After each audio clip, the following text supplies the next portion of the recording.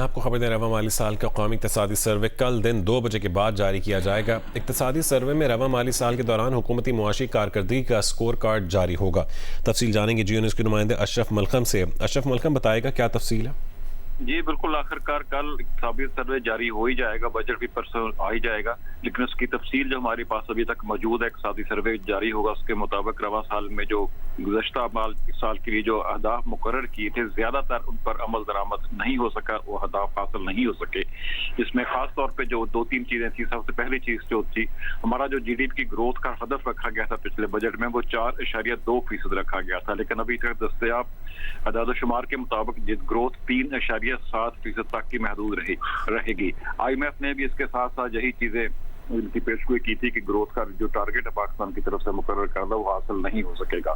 اس طرح فی کا آمدن کا ایک ہدف جو پاکستان کی طرف سے مقرر کیا گیا تھا بجٹ میں، 5,60,803 روپے تھا، لیکن ابھی جو آمدن ہوئی ہے وہ 5,33,629 روپے تک محدود رہی ہے، لہذا یہ ہدف بھی پورا نہیں ہو سکا۔ اس طرح جو اگر ڈالر ٹرم میں لیا جائے تو اس میں $150 کا اضافہ تو ہوا ہے، جو 1901 ڈالر ہو گیا ہے، لیکن جو ہدف مقرر تھا وہ پورا نہیں ہو سکا۔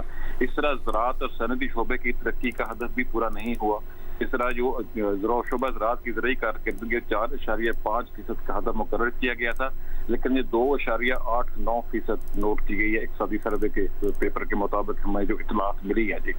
اس طرح خدمات کے شعبے کی ترقی 4% کے ہدف کے مقابلے میں تھوڑی سی بہتر 4.09% تک رہی ہے، اور مہنگائی کی شرح تھی 7.5% کا ہدف تھا، لیکن 11 ماہ میں 7% رہی ہے، جبکہ آخری مہینہ جو مئی کا اس میں شامل کیا جائے تو 11.66% رہی ہے، لہذا یہ بھی ہدف سے تقریباً تھوڑی سی زیادہ ہی رہی ہے۔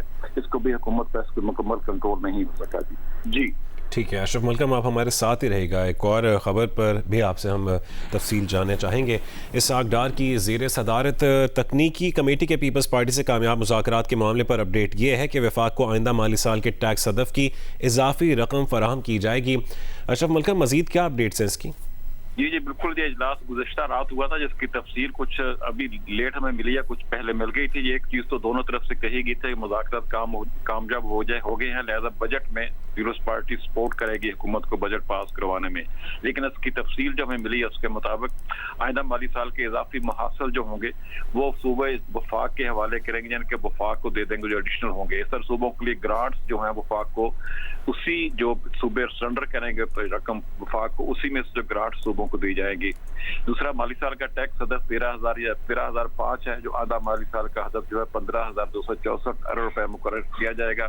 اس میں ٹیکس ہدف میں جو اضافہ ہے 2,269 ارب روپے کا وہ ہوگا۔ اس طرح صوبے وفاق کو تقریباً 1,200 ارب روپے کی گرانٹس کی رقم وہ فراہم کریں گے، جو وفاقی حکومت اپنے بجٹ کے لیے استعمال کرے گی، لیکن آئندہ اگلا مالی سال جو ہوگا اسی میں یہ رقم صوبوں کو وفاق کی طرف سے بجٹ کے بعد واپس بھی مل جائے گی کسی نہ کسی طریقے سے۔